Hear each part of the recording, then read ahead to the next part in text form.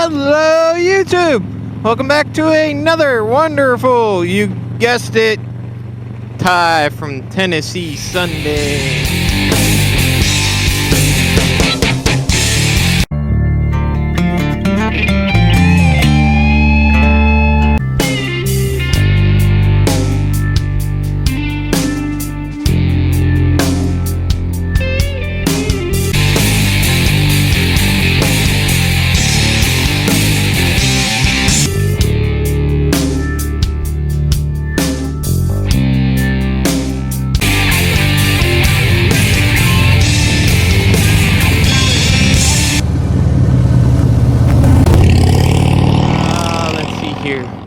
What do we got? Let's see. Info button, 40 degrees on the bike. Had a buddy of mine up the house doing some drywall work for me because I'm not good at it. So he come up to help me out. And waiting on drywall mud to dry, so we decided we'd meet up and go for a little ride. And I thought that since the last time I tried it, the video didn't come out, I would go ahead and talk to you guys about my new Gerbing heated gear and the HJC I91 or 91, something like that. I think it's I91 modular helmet that I got. So let's get into that. Okay, so a few weeks ago, myself and a couple of friends of mine and the wife, we all got together and carpooled over to Iron Pony Motorsports, and I did a video on all the great stuff and products we got from over there. And I've had a chance to try the heated gear out. I didn't make a video wiring it up to the bike or anything like that. It's pretty simple. You take the cable that they give you for the battery, you put the hot on the hot, you put the negative on the negative. It is truly that simple. And then the jacket liner, I got the jacket liner and the gloves. Oh, well, wait, I back up, I digress.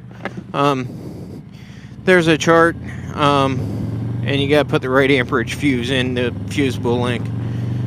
So I gotta run a 10 amp fuse because I'm running gloves and a jacket liner. I don't need the pants, I've got good insulated chaps.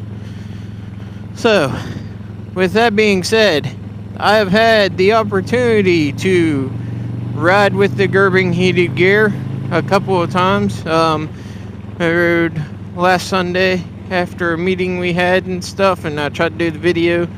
Senna died. I didn't have the battery pack on the helmet yet, but we got that on, so hopefully it doesn't die.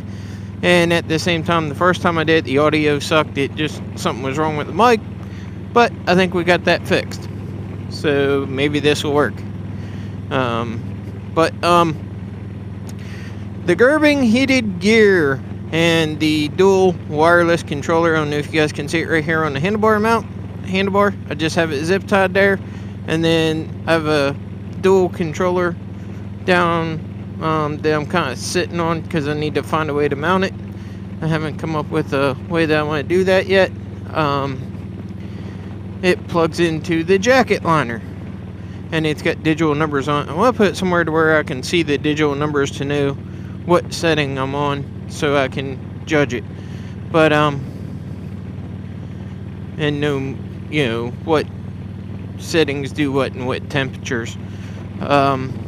The Gerbing heat gear, after riding with it for a couple of days, I rode to work with it one day and rode home.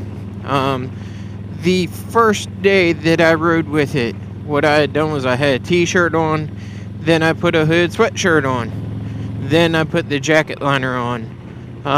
I could still feel the heat from the jacket liner. So this is just what I've learned, my experience, and my opinion on it. Like I said, I could still feel the heat, but I thought, boy, that should be warmer. Now I had my layer jacket over top of the jacket liner. So, ding, phone. Alright. So, I did that. The gloves, they're 3M Thinsulate. They are very warm even without the heat on. But I do have the heat on. My heat grips aren't working. The deflectors, they help out. So my hands, the tops of them, they don't get cold anymore.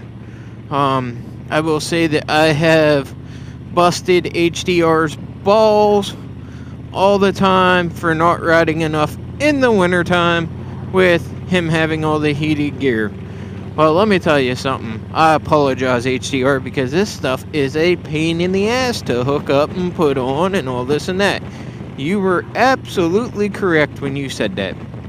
So is it really worth, putting it all on, hooking it up to go for a ride? Well, it depends. If you're just riding 10 minutes down the road, probably not. Jump in the car and go.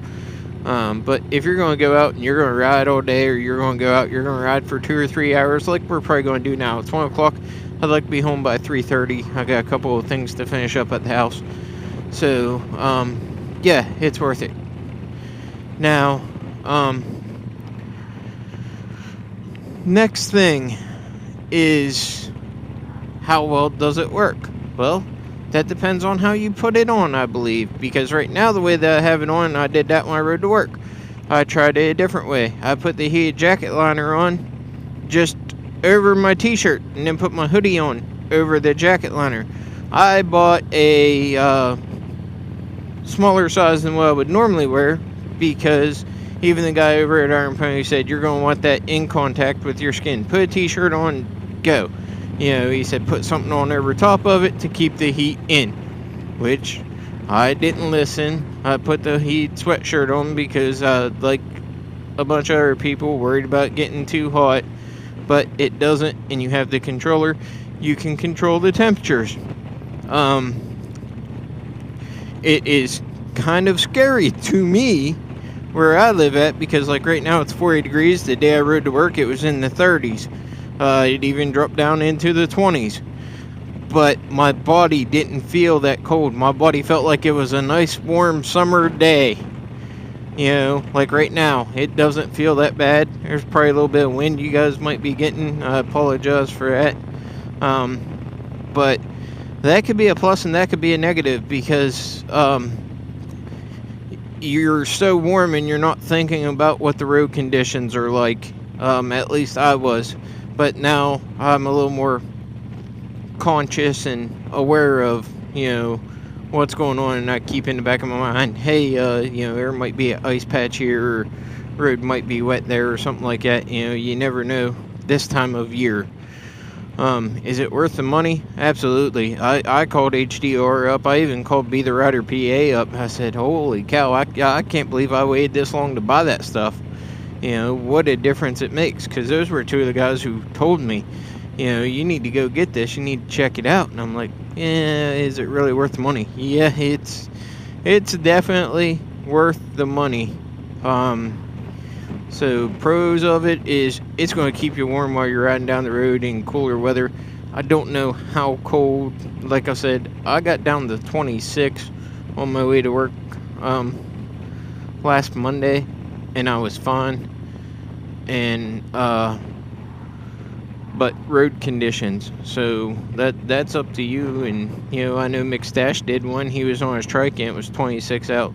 It is, like he said, it's 110% a game changer. It's a humongous game changer. It works very, very well. It's a great product. I really like it. I don't do a lot of product reviews, and this isn't really a product review. It's just my thoughts on it. I mean, if I had to buy it again, or if I could go back and buy it sooner, I would. It's that much of a difference. The wireless controller, like I said, I just have it zip tied to the handlebars. The other controller, you got all these wires and stuff like that. I need to change some things around on it. The wires are what the con is. But then again, do you want to stay warm? You want to stay warm, or you want to be cold? And the wires don't obstruct you from moving. It would just be nice to be able to have a way to mount it on the tank or something like that. I don't know, maybe get a magnet and glue it on the back of the dual controller that wires up to the jacket and come up with something, but at the same time I don't want wires beating off the paint and stuff like that. But we'll see what happens. I got little rubber pads I can put on the magnet to protect the paint, so we'll see what happens there. We'll come up with something. We'll do a follow-up and let you guys know about that. So yeah, it's awesome. I can't say enough. You know, it's just I'm in awe over it. So that's the Gerbing heated gear. Check them out online. They've got tons of videos. There's tons of videos about it on YouTube and stuff like that. Traveling Tall, I believe he's got one where he bought it. You know, the collar's even heated on the back of your neck, so that keeps the back of your neck warm. You don't get that wind blowing down. It keeps the back of your neck nice and toasty. It's wonderful. And the other thing about it too is, instead of like copper wires in there that can, from flexing and bending over time, they can break, it's got stainless wire in it, so that stuff is not going to break. It's got the tear resistant fabric and all that stuff, to where if you do get a tear, it's not going to continue a tear, it'll stop, supposedly. Hopefully I don't get any tears in it. But that's that. Now let's touch on this HJC I91 Modular Helmet. We'll go ahead and give Mr. Bob Nelson a shout out. I believe he just went and bought the I90 I saw. So congratulations on that. Why I went with HJC?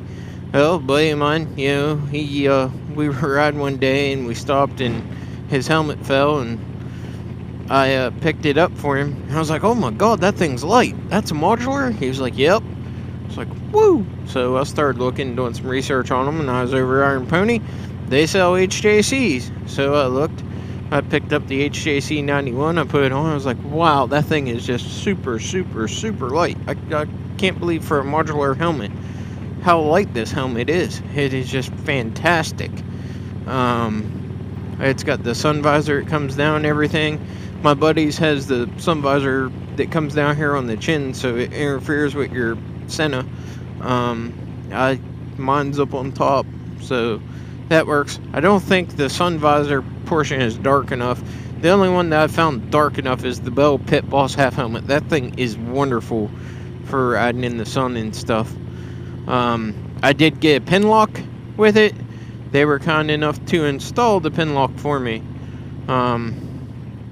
And that keeps the visor from fogging up and everything.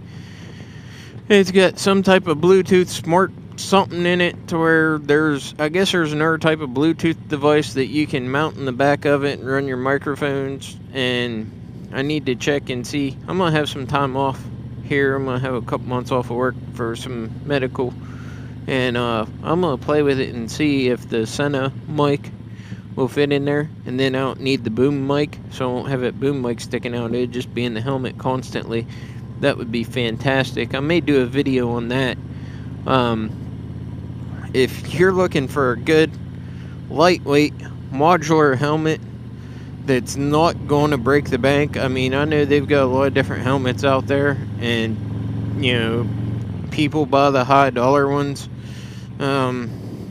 What's price worth on protecting your nugget? I mean, couple $100. I mean, they're DOT regulated, you know what I mean? Do some reviews on them. I know there's some DOT regulated helmets out there that aren't really, you know, that good of quality.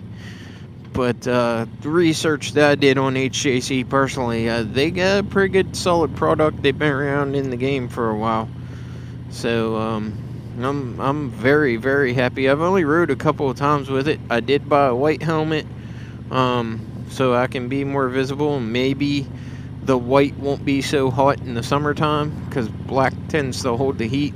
I do know wearing a full face or a modular helmet with all the padding, it's going to be hotter, but at the same time, last year was my first full year of riding with a modular helmet, and I got really, really used to it, and when I would go for a ride with my half helmet on, I found that I honestly wasn't as comfortable on the motorcycle with the half helmet on. I'm more comfortable and more in my zone with the modular helmet on. I turn my head more when I'm in turns and stuff like that, and look where I want to go. That's just me. Maybe it's just a mental thing, but nice little waterfall. Super duper happy with it so far. This is only like my third day with it, third ride. So and I haven't done any real long rides with it, but I just wanted to share you get that with you. I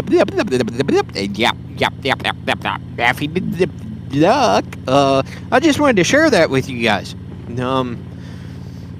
Try to keep this one fairly short. I know we probably went over the 10 or 12 minute mark or whatever, but anyway, thanks for watching. Like, share, subscribe, comment. Let me know what your guys' thoughts are on helmets and, heated riding gear and cold weather and all that stuff. And remember, ride fast, live slow. We will see y'all on the next one.